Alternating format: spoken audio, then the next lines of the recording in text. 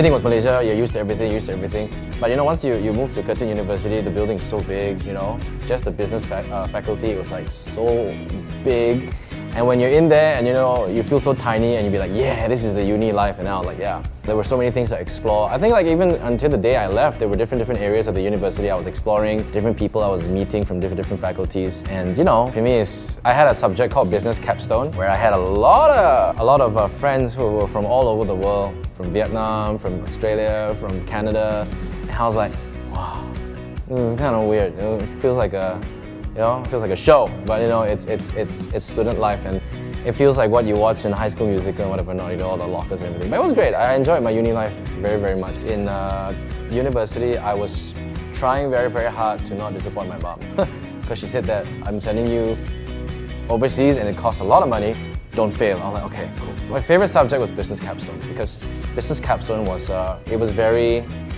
it's very technical based and it was very real world based. I mean, if you're not aware, what Business Capstone is very simple. It's actually a subject where it involves you being in a company. It's a mock company that you are selling, technical gadgets to the mass market. You make decisions based on marketing budget, and you allocate budget for marketing, R&D, and stuff like that. So at the end of the day, you are running your own entrepreneurial business. And the thing is, it's all input into a computer system, and you have 8 to 9 groups in one class, and you're competing against these groups. So our group came out first. So that's why I like that subject, because I got a high distinction for it.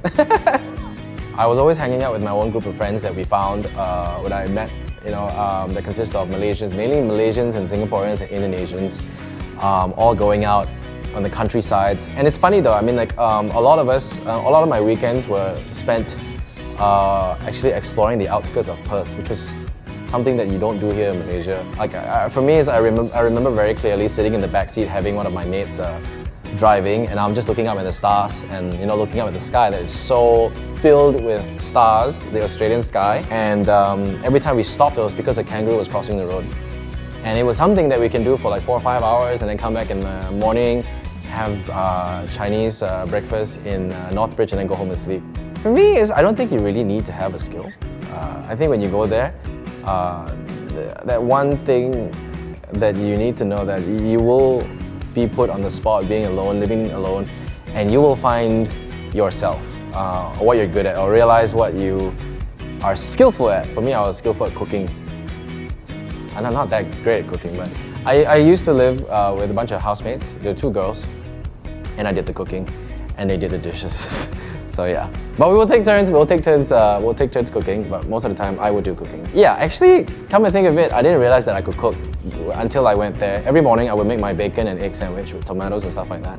And I'll come back and I'll have my lamb, I'll have my steak and whatever. I can cook all these things, which was weird because most of the time my mom will be on Skype on my laptop and I'll be like, am I doing this right? And then she's like, yes. And I'm cooking with my mom while in the kitchen, so that's fun.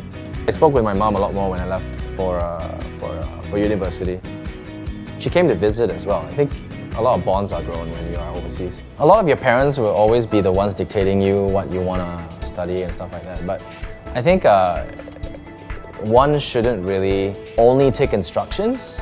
Everybody should just be given an opportunity to choose what they really want to do. And it's okay to fail. I failed before. When I first started college, I enrolled in a pre-university program because my family wanted me to be an engineer. But the subject was so hard and I didn't fail, but I was doing really bad. And all of a sudden I dropped out. The first 2 colleges were colleges where my family enrolled me to because they think it's good for me.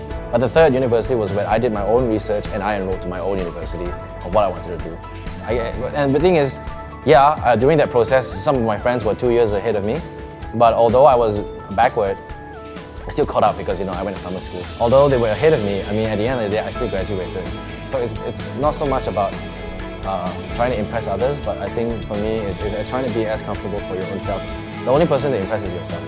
If you want to study in Curtin or Perth, I think a lot of people will be like, oh, should I not go? Should I not go? For me, it's like, just go.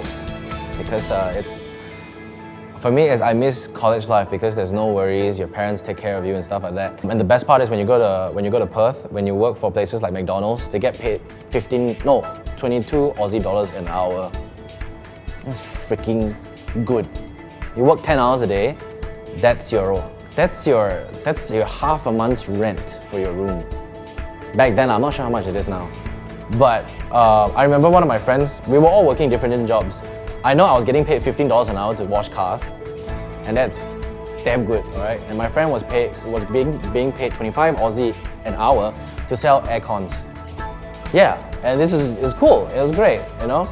So there are a lot of opportunities over there if you really work hard. Everybody in Curtin seems to be very, very friendly for some reason. Yeah, maybe because I spoke English. It was easy. I mean, you automatically become best friends with Malaysians because the minute they find out you're a Malaysian, they're like, hey! And then, especially when Singaporeans, you meet Singaporeans, and they were like, oh, same family, you know? It wasn't that hard actually because it always starts out with one person who's a friend, and then they meet someone and they introduce you to another one, and then it's just like Facebook, everybody is related in some way, and you meet someone and you go out in a big group, and then you start having friends before you know it. It's not hard. I tend to be stuck in the lift with a lot of Aussie people asking, how's your day? I just keep quiet. What do you want? But after a while, it becomes more of like a norm, and I understand that it's a culture, and then you start to have very casual conversations with people in lifts, in shopping malls, while waiting in a taxi stand, on the bus stand, and stuff like that. They'll just start chatting with you. For me, I think living in Perth was more of the good things. It was not so much of the safety and everything, it was more of the experience and the fact that you were there, you're in a foreign country, and it's very laid back, very chill. I mean, like for me, it was very friendly, and everyone is just like, the one thing that caught me by surprise was when I was crossing the road, the car stopped for me. I was like, oh, over here the Malaysian cars will just go. When I came back to Malaysia, I couldn't drive on the road for 1 week because everybody was so rowdy. Over there, when I was driving, everybody would give way. I'm like, whoa, So that's the difference in culture, and it teaches you to be a better person.